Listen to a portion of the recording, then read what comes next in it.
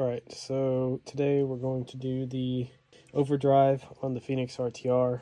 The first thing you need to do is plug it in, plug your controller in, and then get your servo. So here I have a servo, plug it into channel 3. It's the first available slot going this way. So you can see right here, the only slot says 3 there, 4 is empty. I'm not actually going to put dig in this. I'm not a fan of dig, so I do have a Traxxas battery hooked up for demonstrative purposes. Don't mind it being dirty. I took it out and reviewed it. Review's coming. So is a comparison between a TRX4 Sport. So with that being said, plug in your servo. You can see on your controller you have this channel 3. When you click it, it moves the servo. So the servo is actually going to sit in like this. So this portion, the actual protruding part, is going to face or be closest to the rear of the truck. So I got these aluminum servo horns. You can get 2 of them for $10 on Amazon. Links in the description below. They are 24 millimeters, since the truck does not actually come with 24 millimeter servo horns for dig and overdrive. I'm going to put this in here like such.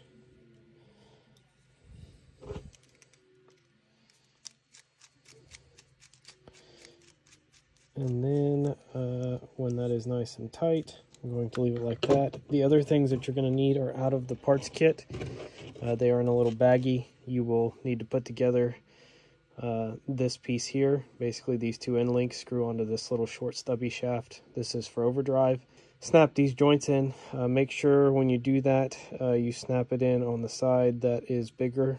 Otherwise, you're going to have problems. So you're going to need 2 screws like this. So they're like that length there. You're going to need 2 of those. And then you're also going to need 4 of these for the servo itself. So we have the horn on the servo. Everything looks good. We hit the button and it moves. So yours is probably not going, yours is probably going to move a lot more than this. So the way you do this, you hit the select button. So it's this button here until you get to the 60%, or really the second menu. And you'll hit channel. So you'll see 3C there. It's at 22%. So if I go up, you can see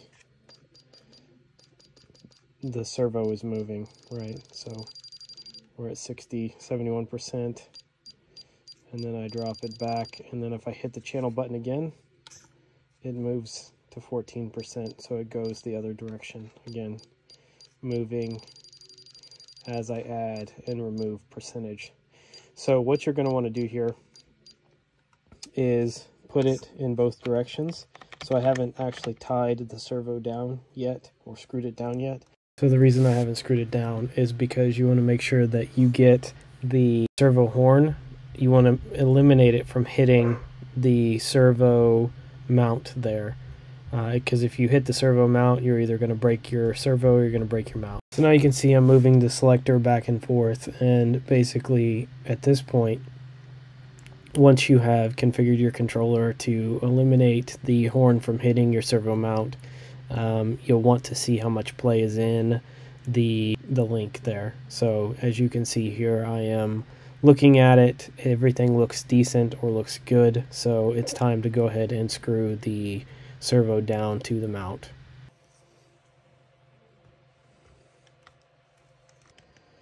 And get it tight.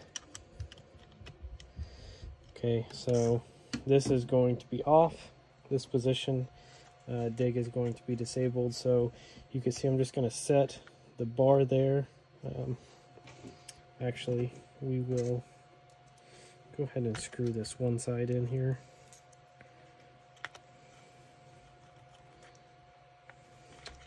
I'm just going to set this here, right? So as I find select again, find channel 3C, so as I add percentage to it, I can see where it needs to be. So that is about right, almost.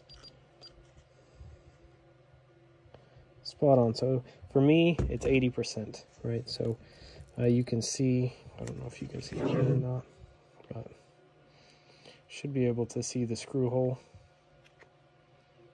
but it does line up almost perfectly. So we know that there's not going to be any binding or any issues there. So let's go ahead and hit channel 3 again, and you can see it goes way out, but we need to shift it back into overdrive. So hold the truck up and just blip the throttle. You can see that it clicks in, or hear that it clicks in. So it is shifted. So when I click it again, you can see that we are binding there. Like it's going way too far.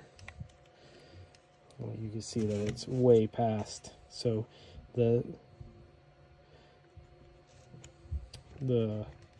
shift selector is here, and the actual bolt is here. So again, we need to go back to our selector and go to channel 3C, and we need to drop that down. So we followed the same process. We lined up the hole, and everything's good to go. Now we set the channel back to no overdrive, so we can screw the screw in. All right, so screw in both and tighten them up. Now that they're both adjusted, you can see everything is good to go. So now it is selected, and